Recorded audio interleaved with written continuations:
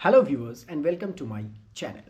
আজকে ট্রাভেল করব হলদিয়া থেকে মন্দারমণি, আর হলদিয়া থেকে মন্দারমণির পুরো রুটটা তোমাদেরকে এক্সপ্লোর করে দেখাবো এবং আগামীকালকে তোমাদেরকে আমি ভালো করে যে রিসর্টে স্টে করছি সেই রিসর্টটা এক্সপ্লোর করে দেখাবো। কেন আগামীকাল বলছি, কারণ আজকে পৌঁছাতে পৌঁছাতে রাত হয়ে যাবে, এখন অ্যাপ্রক্স বিকেল 3:30 বাজে, তাই রাত্রিবেলার ফুটেজটা খুব একটা ক্লিয়ার আসবে না। সেই কারণে কালকে সকালবেলা কিন্তু তোমাদের রিসর্টটা এক্সপ্লোর করে দেখাবো যে রিসর্টটা কেমন এবং ওখানের খাবারের কোয়ালিটি কেমন, এভরিথিং। সো এই ব্লগটা খুব ইন্টারেস্টিং হতে চলেছে, তাই তোমরা কি করতে হবে সবাই জানো। চ্যানেলটাকে লাইক, শেয়ার, সাবস্ক্রাইব করে দাও আর কমেন্ট করে জানাও যে তোমাদের এই পার্টিকুলার ব্লগটা কেমন লাগলো, আর বেল আইকন কিন্তু হিট করতে একদম।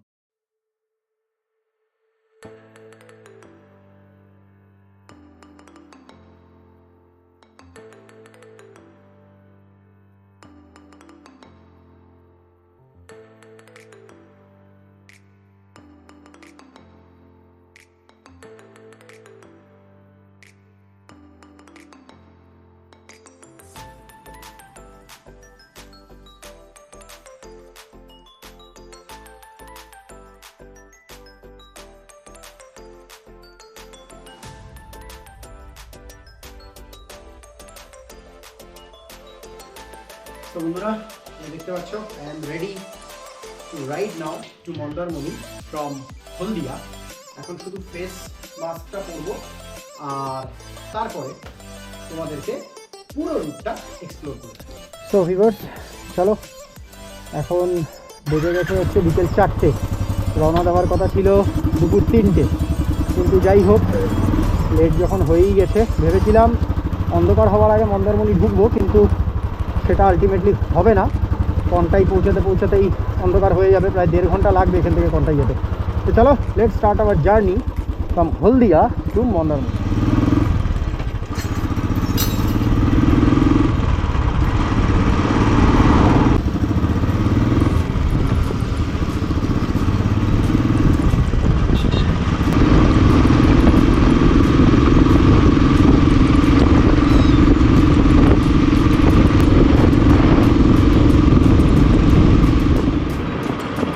এই যে সামনে দেখতে পাচ্ছ, এটা হচ্ছে সিটি সেন্টার। তো সিটি সেন্টার থেকে এই ডান দিকে গেলেই হচ্ছে ভোজনাল চক, নন্দকুমার হয়ে যাবো হলো মন্দারমণি। তো সামনে দেখতে পাচ্ছ, এটা হচ্ছে ইন্ডিয়ান অয়েলের পেট্রোল পাম্প, মানে এটা একটা টোটো pump, company owned, company operated. আর এই পেট্রোল পাম্পটা সব থেকে ভালো হলদিয়ার বুকে। অনেক দূর দূর থেকে লোক এসে এখানে পেট্রোল ভরায়, কারণ এর মাইলেজ, মানে এই পেট্রোলটা ভরার পরে আমি মাইলেজ দেখেছি খুবই ভালো। আমি 95 ভরাই আমার বুলেটে, মাইলেজ ইজ এক্সিলেন্ট। আর ইঞ্জিন অয়েল, 40 সার্বো ইঞ্জিন অয়েলটাও খুব ভালো, আমি রিসেন্ট চেঞ্জ করেছি, এটা খুবই ভালো। 500 পাওয়ার।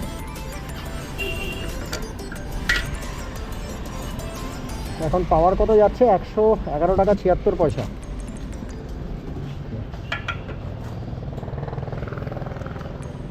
পেট্রোল হলো 4.47 লিটার। ওকে, চলো পেট্রোল ভরানো কমপ্লিট। সেভেনটা দেখি দাদা, একটু কার্ডে করবো নিচে।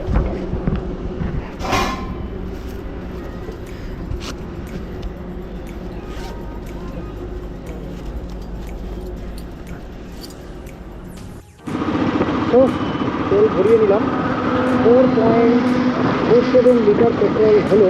আর আগে মোটামুটি 2.5-3 লিটার মতো ট্যাঙ্কিটা অলরেডি আছে। তো এই পেট্রোলটা এনাফ মন্দারমণি যাওয়া এবং আসার জন্য। টোটাল ডিস্টেন্স কভার হবে আজকে 120 কিলোমিটার, এবং ওখান থেকে ফিরবো আবার 120, মানে টোটাল আজকাল মিলে 240 কিলোমিটারের রাইড হবে। তো বন্ধুরা, চলে এলাম ব্রজলাল চক। আর হলদিয়াতে সত্যি কথা বলতে ঘুরতে গেলে এই যে সামনে যেটা দেখছে, এই যে গেটটা, এই গেটটাই হলো গেটওয়ে অফ হলদিয়া। এবং এখান থেকে নন্দকুমার হচ্ছে আরও অ্যাপ্রক্স কত 20 কিলোমিটার ম্যাক্সিমাম, আকাশ বেড়ে আর 1 কিলোমিটার মাত্র।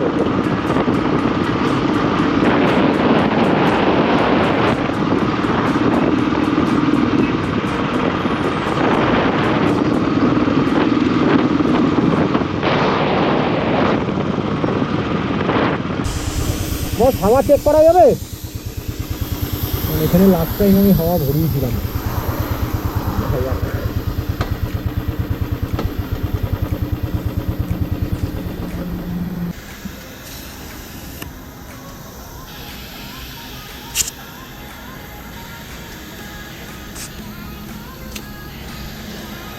গাড়ি চালাচ্ছেন তো হ্যাঁ, এখন এবার চালিয়ে দেখবেন কেমন আছে।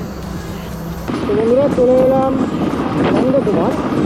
এই হচ্ছে নন্দকুমারের ব্রিজ, মানে জাস্ট ব্রিজটা ক্রস করবো, ক্রস করেই হচ্ছে নন্দকুমার। নন্দকুমার থেকে আমরা যাবো হচ্ছে বাঁ দিকে, আর ঠিক সেমি সার্কেলটা নিয়ে সোজা গেলে হচ্ছে কলকাতা, এবং ডান দিকে গেলে আর এখান থেকে কোলাঘাট হচ্ছে আর মাত্র 30 কিলোমিটার। কারণ কলকাতা যেতে গেলে কোলাঘাট হয়েই যেতে হবে। তো সেটা অসাধারণ লাগছে, অসাধারণ।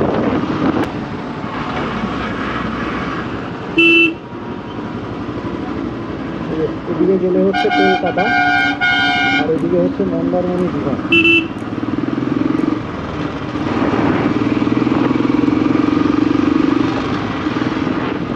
এটা হচ্ছে বন্ধুরা নরঘাট, আর এই হচ্ছে নরঘাট ব্রিজ।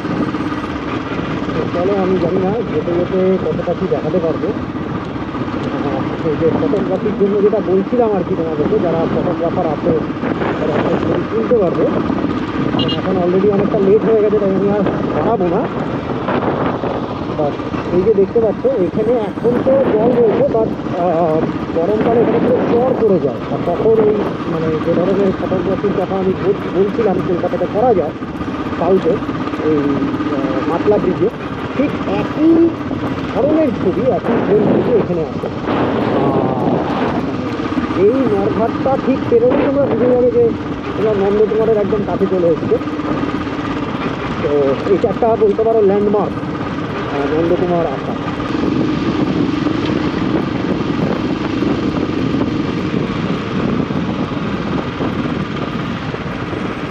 দীঘার অনলি 78 কিলোমিটার, আর এদিকে এই গলিটা দিয়ে ঢুকে গেলে হচ্ছে নগরাজপুর। আগে তো মানে এখন তো রাস্তা অনেক চওড়া হয়ে গেছে এখানে, আগে পুরো সিঙ্গেল ওয়ে রাস্তা ছিল এই এন্টায়ার রুটটা। এখন তো চওড়া করেই অনেক সুবিধা করেছে, নাহলে আগে দীঘা আসা মানে ভীষণ ডিফিকাল্ট ছিল, ভীষণ। দীঘা এখান থেকে 76 কিলোমিটার, কোনটাই অনলি 41 কিলোমিটার। যখন এরকম ধরনের কোনো প্ল্যাকার্ড দেখবে স্লো ডাউন বা অ্যাক্সিডেন্ট প্রোন এরিয়া, আমার সকল বাইকার বন্ধুদের কাছে একটা অনুরোধ যে প্লিজ সেখানে কিন্তু বাইকের স্পিড স্লো করবে এবং এগুলো ফলো করার চেষ্টা করবে, তাতে তোমরাই সেফ থাকবে। কারণ এই প্ল্যাকার্ডগুলো লাগানো কিছু ভাবনা চিন্তা করি, তো প্লিজ এটা একটু ফলো করো। এখনও এই টোলগেট মানে চালু হয়নি, জাস্ট নামেই টোলগেট হয়ে আছে, আর কিছুদিনের মধ্যে এটা চালুও হয়ে যাবে। আগে তো এটাও ছিল না, এখন তো রিসেন্টলি যেহেতু রাস্তা চওড়া করেছে ন্যাশনাল হাইওয়ে, ওই কারণে মানে এখানে টোলগেট। যে জায়গাটা এলাম সেটা হলো বেসিক্যালি বাজপুর থেকে ডান দিক গেলে হচ্ছে পটাশপুর, আর স্ট্রেট সোজা গেলে হচ্ছে দীঘা। এবং আগে কিছুক্ষণ আগে দেখেছিলাম যে কোনটাই হলো 40 কিলোমিটার, 40-41 কিলোমিটার, এখন আরও 10 কিলোমিটার মতো চলে এসেছি, মানে অ্যাপ্রক্স আরও 31 কিলোমিটার মতো কিন্তু থাকার কথা আর কি, মানে বাকি কোনটাই চলছে।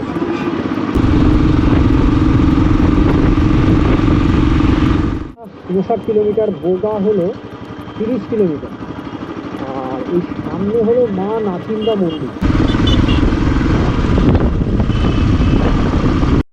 এরিয়া ক্রস করলে তারপরে রাস্তাটা কিন্তু সিঙ্গেল হয়। বেসিক্যালি আগের রাস্তাটা দেখলে তোমরা এটা কতটা চওড়া, বা ঠিক এরিয়া ক্রস করার পরেই রাস্তা একদম শুরু হয়ে গেল। আর এই আর কিছুটা সামনে গেলেই হচ্ছে নাচিন্দা মন্দির।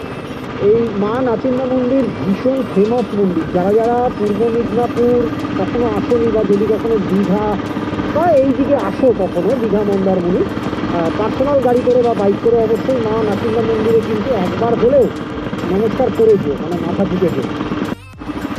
এই যে ব্রিজটা, এই ব্রিজটার নাম হচ্ছে ক্ষুদিরাম ব্রিজ, আর এই ক্ষুদিরাম ব্রিজ ক্রস করে নেমে হচ্ছে কালীনগর বাজার। হ্যাঁ, আর কালীনগর বাজারটা আরেকটু গেলেই হচ্ছে মা নাসিমা মন্দির। এটা হচ্ছে মা নাসিমা মন্দির। দেখাতে পারি মা নাসিমা মন্দির। তো বন্ধুরা, এই মুহূর্তে রয়েছি রূপসী বাইপাসের উপরে, এবং এই যে সামনে দেখতে পাচ্ছ এটাই হলো কনকাই। এখান থেকে সোজা যেতে হবে আরেকটু মানে এগোলে, তারপরে ওখান থেকে হচ্ছে মন্দারমণির দিকে যাবে। আর কনকাই বাস স্ট্যান্ড থেকে ডান দিক গেলেই হলো চাউলখোলা, আর সেখান থেকে বাদিক গেলে হলো মন্দারমণি। একটা কথা বলে দিই তোমাদেরকে, মানে যারা ধরো রাইড করে আসবে না বা নিজের গাড়ি নিয়ে আসবে না, কেউ যদি বাসে আসো তাহলে চাউলখোলাতে নেবে, মানে মন্দারমণি যদি যেতে হয় তাহলে সেখান থেকে অ্যাভেলেবেল অটো টোটো কিন্তু পেয়ে যাবে, বাট সেগুলো রিজার্ভ করতে হয়। আর একটা অটোতে মানে বড় অটো ওখানে, ঠিক আছে, ওখানে বোধ হয় 8জন না হলে সেই অটো ছাড়ে না। তো আর রিজার্ভের কস্টিং পরে হচ্ছে 200 টাকা 250 টাকা, হ্যাঁ, একটু বার্গেন করলে 180 190তেও নিয়ে যায়। তো এখানে এসে শুধু ওই যা রেট বলবে বা যা প্রাইস বলবে, মানে চাউলখোলাতে এসে মন্দারমণি যাওয়ার জন্য, সেটাই দিয়ে দেবে না, একটু বার্গেন করবে, নাহলে কিন্তু ওরা অনেক বেশি রেট চায়। তো চাউলখোলা পৌঁছে গেলাম বন্ধুরা, এখান থেকে আর বেশিক্ষণ লাগবে না। আমি যাবো হচ্ছে বাঁ দিকে মন্দারমণি যাওয়ার জন্য। তো এবার এখানে একটু ফোন করে নিই সমীরদাকে, কারণ এখানে কিন্তু আমাকে জানতে হবে রুটটা কি। তো বন্ধুরা, যাব হলো বেসিক্যালি ভিক্টোরিয়া বিচ রিসর্টে। আর এইমাত্র সমীরদাকে ফোন করলাম, সমীরদা বললো যে তাজপুর হয়ে ঢুকতে। আমি চাউলখোলা হয়ে ঢুকে এসেছিলাম, যদিও বা বেশিটা আসেনি। সো দেখি তাজপুর হয়ে কতটা লাগছে, কারণ চাউলখোলা হয়ে যেটা দেখাচ্ছে সেটা অনেকটা ঘুর দেখাচ্ছে, আর রাস্তাটাও খুব একটা ভালো না বলছে। তো লেটস সি। এবার একটু ভিক্টোরিয়া বিচ রিসর্টে আর কি ইয়ে করে তাজপুর হয়ে যাওয়া যাক, দেখি।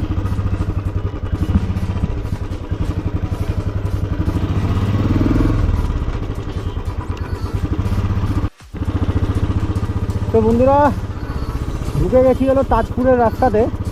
সকালবেলা হলে আমি দেখাতে পারতাম, মানে এই দিকটাতে পুরো ফিশারি এরিয়া, এই সাইডে এবং এই সাইডে, কিন্তু এই মুহূর্তে তো আমি দেখাতে পারবো না, কারণ অনেক রাত হয়ে গেছে।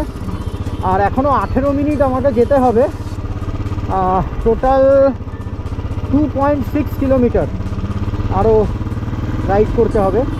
এই যে রাস্তাটার ওপর দিয়ে এখন যাচ্ছি, এই রাস্তাটা বেসিক্যালি আগে তো মানে ভীষণই বাজে রাস্তা ছিল, পুরো লাল মাটির রাস্তা ছিল, এবং এখন তো পিচ করেছে, অনেক ডেভেলপ করেছে তাজপুরের এরিয়াটা। বাট এর আগে, হ্যাঁ, তাজপুরের এই রাস্তাটা খুবই খারাপ অবস্থা ছিল, মানে এইটুকুও চালানো যেত না, পুরো গাড্ডাতে ভর্তি ছিল। তো দেখা যাক, এখনও এখান থেকে 18 মিনিট। এটা হচ্ছে মানে রোডের নামটাও সেরা, রোডের নাম হচ্ছে সৈকত সুন্দরী রোড। ও, নামগুলো এত মজাদার এখানে মন্দারমণিতে, সেরা সেরা। এটা কি না, এটা এটা অন্য কিছু হবে। এই যে এখানে হচ্ছে গোয়া রিসর্টও হচ্ছে এইখানে, মানে এই রুটটাতে। আর দেখি আর একটু সামনে দিয়ে গোগল বিচ রিসর্ট। রিসর্ট ডেভেলপ করেছে মন্দারমণিতে। তবে হ্যাঁ, মানে রাস্তা খুবই ভালো, রাস্তা খুবই ভালো। এবার ভেবে দেখো, মানে যখন চাউলখোলা থেকে তোমরা কোনো অটো নেবে বা টোটো নেবে, কেন ওরা 200-250 টাকা চার্জ করবে না? কতটা ডিস্টেন্স, মানে নট অনলি চাউলখোলা হয়ে অন্য দিক দিয়ে ঢুকতে হবে, মানে তাজপুর হয়ে এলেও কতটা ডিস্টেন্স।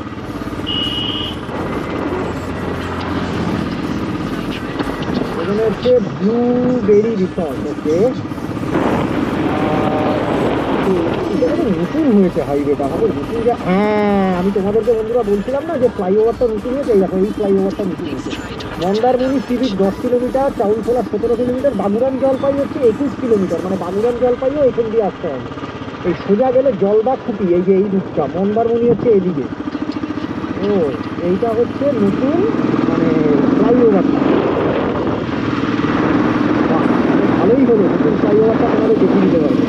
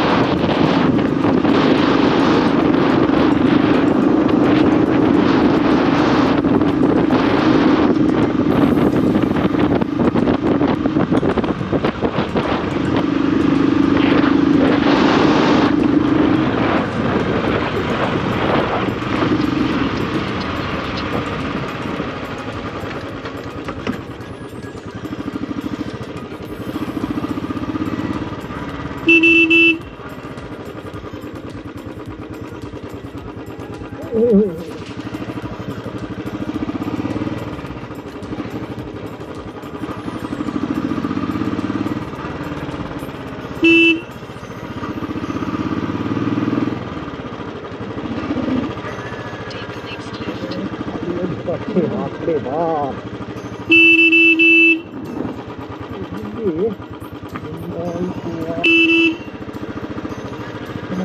এখানে হোটেল ড্রিমল্যান্ড আছে, বাট যেটা ভিক্টোরিয়া বিচ রিসর্ট ওটা একবার একটু জিজ্ঞেস করে নিতে হবে এখানে সামনে। দাদা এখানে ভিক্টোরিয়া বিচ রিসর্টটা কোথায়? সামনে না, সোজা একদম? ওকে, হ্যাঁ, তার মানে একদম সঠিক রাস্তাতেই আছে। গুগল ম্যাপ জিন্দাবাদ, সঠিক দেখিয়েছে আজকে। এর আগের বার বাবা লালগঞ্জ বিচে আমাকে যা ভুগিয়েছিল গুগল ম্যাপ, ধারণার বাইরে, অনেকটা ভেতরে, অনেকটা। এডিবি ক্যানভাস বোধ হয় এই দিকটাতে, এই রুটটাতে। এখানে কত রিসর্ট হয়েছে, গ্র্যান্ড বিচ রিসর্ট, সাগর বৃষ্টি, তারপরে গুগল বিচ রিসর্ট তো বললামই আগেই ছিল। এখানে আবার আছে সমুদ্র বিলাস রিসর্ট। ওয়াও, দেখো বন্ধুরা কত রিসর্ট, মানে কি বিজনেস হচ্ছে মন্দারমণিতে। আর রিসর্টের প্রাইসিংগুলোও কিন্তু অনেক বেশি এখানে, বিকজ মানে লোকেশানটাও সত্যি বলতে অনেকটা রিমোট লোকেশান। এই যে সি স্টার স্পা রিসর্ট,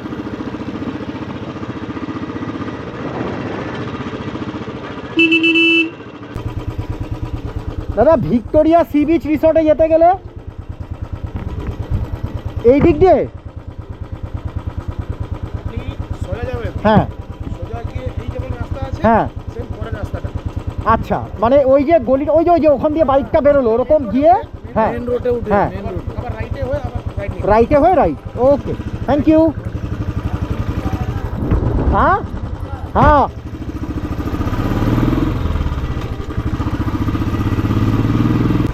এই যে, আচ্ছা, ওকে ওকে, হ্যাঁ হ্যাঁ হ্যাঁ, এই যে সামনে হলো ভিক্টোরিয়া বিচ রিসর্ট। আমি আগের গলিটাতে করে গেছিলাম, এইখান দিয়ে ঢুকতে হবে। ওকে ওকে ওকে, ওই বিচে চলে গেছিলাম এই কারণে।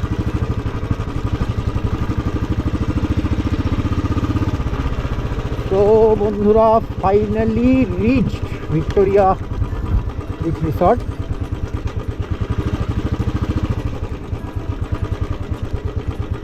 ভিক্টোরিয়া বিচ রিসর্টের এন্ট্রান্সটা কোনটা? এইটা দেখুন, আমাদের অলরেডি লোক এসছে দুপুরবেলা, সমীর হালদার, অরূপ দত্ত, অনেকজন এসছে গাড়ি করে। সো ফাইনালি বন্ধুরা পৌঁছালাম। হ্যাঁ হ্যাঁ, ঠিক আছে। গাড়ি পার্ক করবো কোথায়? সামনে বাইক? আচ্ছা, ভিতরে আছে তো লোক? ব্যাস ব্যাস, ঠিক আছে, okay, thank you. So finally reached the resort. কিন্তু বাইকটা রাখবো কোথায় সেটা দেখতে হবে।